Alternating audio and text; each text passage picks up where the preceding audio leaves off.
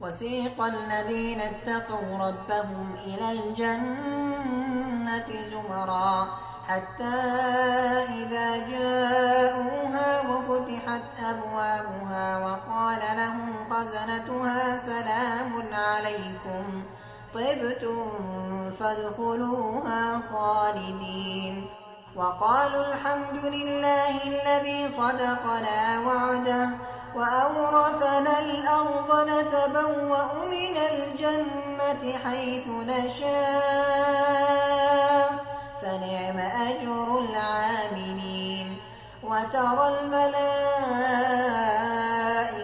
حافين من حول العرش